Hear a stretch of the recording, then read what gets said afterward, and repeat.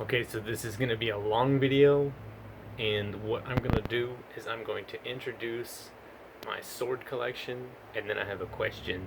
Basically, it's a theme which explains my sword collection a little bit, and some thoughts about the utility of swords and whether or not our historical representations, the museum pieces of swords, are more likely actual swords that were used in combat, or maybe were they no different than today's replica swords, where even in ancient Egypt, people were making swords that were not for battle.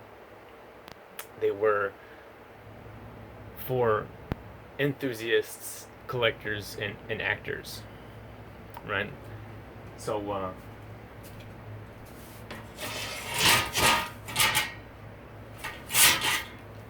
my first two swords are actually purchased. I didn't make them.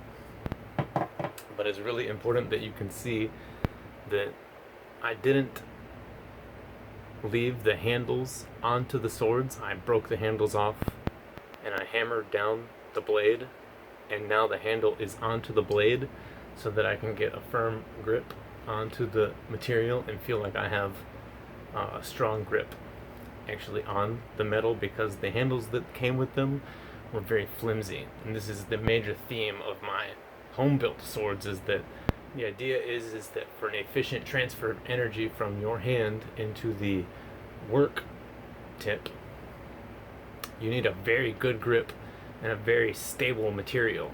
So most swords look to me like they're almost intentionally built to have the opposite effect, where there's not an efficient transfer of energy from the hand to the work tip, which means that if the user goes into a high energy situation, the sword will break, or it will not be able to apply the necessary pressure to the blade to actually cause any harm to a significantly protected opponent. So even though you can buy a toy sword, and if I chop you, the regular person wearing clothes like this, it'll cut them because it's a sharp piece of metal. If you go up against a trained opponent in a battle situation, like maybe the Queen's Guard, then your sword will probably not work, because in order to get to the situation to use the sword, you'll have to put that sword into a very high energy situation, and it will become destroyed, or when you apply pressure to it, it won't be enough pressure that actually successfully transfers to the work tip. So this is just like a cheap katana that I got, and it's all rusty, but you can see that it's basically regular. It's basically not expensive. But I used it to chop holes in my car one time. If you want, I still have my junky old smashed up car, and it did work once I took the handle off. Before I had the handle on there, it didn't work. The other sword that I purchased is a straight sword, and in this case, again, you can see that I broke the handle off, and here I'm only holding the blade because the tang was so insignificant that I couldn't see myself trying to get a grip on that even with the material on there. I broke it off. I hammered the blade flat here, and so now, even though it's shorter, I feel like I have a very efficient, capable transfer of energy into the tip. Okay, so you can see it's not very high resolution in my camera, but and then you can see where I hammered the blade down right there, and then this handle, this is just part of the handle that came with it. Actually, it's just like a shoelace. So actually, this is a really nice thing for me because the length is nice. I can have it straight to the ground, and it's nice. It's lightweight. It feels comfortable. Okay, so then because of my interest in metalworking, and even though these are not very nice metalworking projects, I did want to try to make some swords. I thought it would be a nice hobby move. So, first display, exactly the opposite. And here you can see that I made something very substantial and very heavy. All I did was I bought bars of metal at Home Depot. This isn't high quality steel. It's not really a blade, but I can barely lift it, right? So it's It's a completely opposite effect, and then I riveted it together. So I can't hold it up, but it's more like a training weight, right? It's very heavy. But the idea is that in this case, you would be able to transfer efficiently a lot of energy to the work tip. So if I actually went and I took this into a high energy situation, I should be able to cause a lot of energy to be at the tip at the time of need.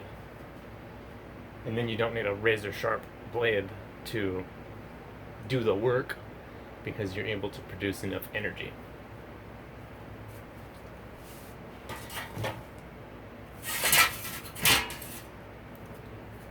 This is a thin piece of sheet metal, and here I use even though the material is very thin, I use the width of it for strength, so that if I felt that it was going to be too much energy for the metal to hold its shape or transfer the energy, well, in this case I have lots of width to the metal, and it's very lightweight.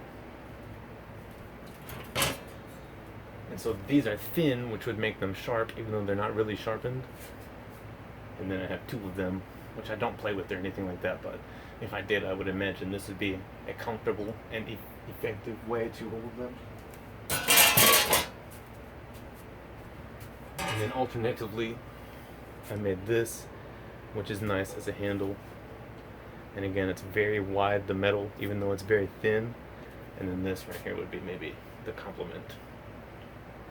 So again, you can see that these are rivets, and then I took thick pieces of bar stock and I cut the sheet to the right shape and then riveted it to the bar stock.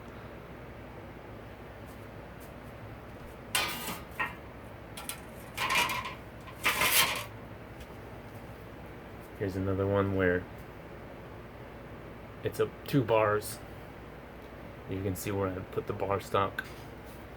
But this one is like this kind of shape and weight. And this one is still pretty heavy. But again, you can see that I didn't make a blade. They're just the shape for maybe the training weight to feel the energy. And then some more are just maybe based on video games, or like actually all of that stuff is based on like video games or cartoons. So here's one where you can see where it's more like imagine a riot situation where you don't get to move around that much, but you need something between you, or maybe in a closed space, like if somebody's right on the other side of that door, then I might need to be able to hold on, and I might need to be able to have something in the way.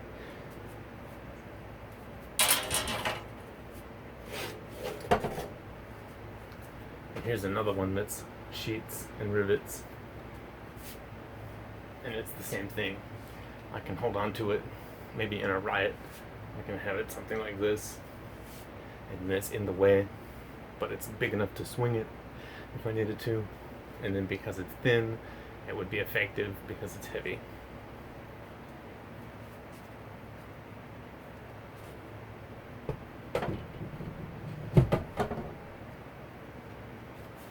And here I never finished, I never put a handle on it. This is actually a pick. So the idea here is that it's like a big pick. And then I might need to use that for digging a trench or breaking down a wall.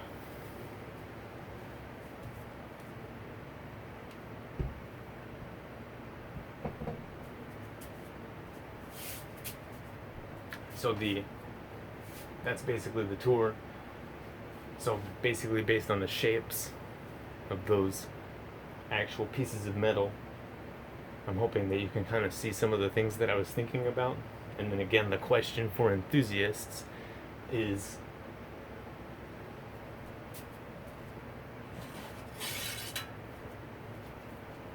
see, I think that a battle sword would have much more emphasis placed on being able to efficiently transfer energy from the hand to the work tip, and most of the time would have less emphasis on the actual blade being maybe razor sharp. So a battle sword would be thicker, it would be heavier, and it would not need to be the kind of metal that makes a razor blade.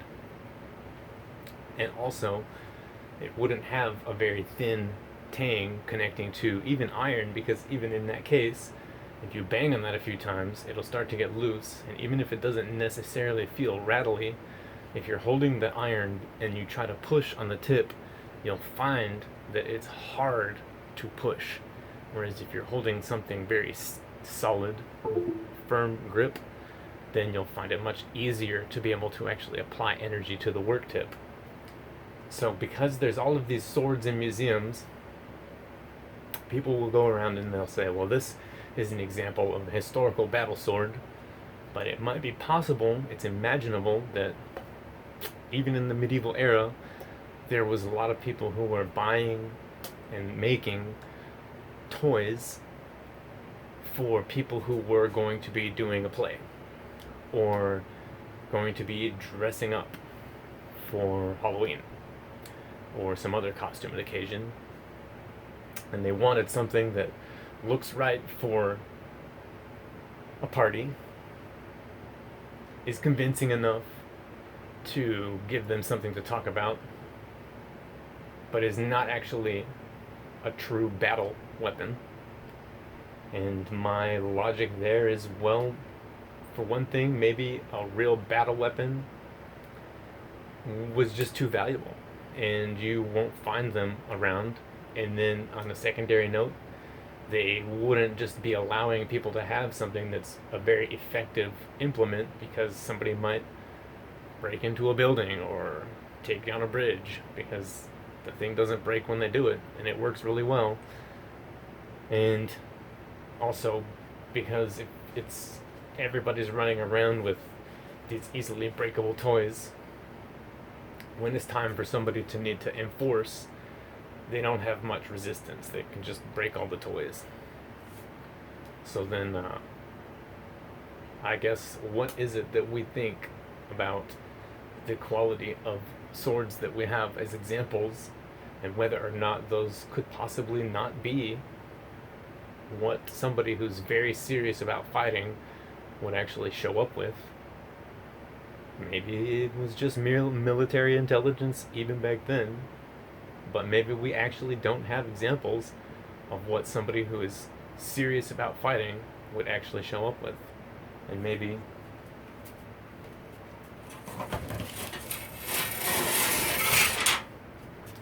when you see what they would show up with, it might be really substantial and allow them to really transfer some energy into the work tip.